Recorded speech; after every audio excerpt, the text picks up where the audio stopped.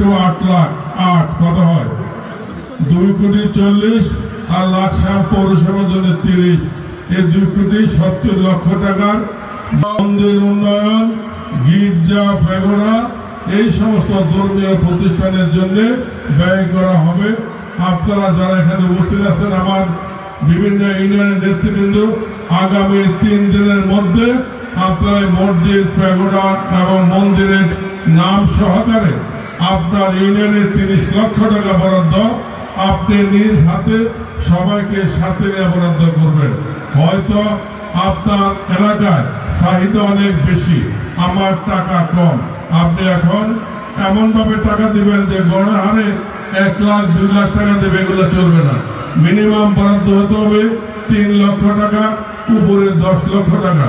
এই বরাদ্দ কিন্তু চলমান থাকবে। আর এখন হয়তো 10টা দিলেন, পরে আমরা বাকিগুলা ক্রমান্বয় করে যাব। এর বাহিরে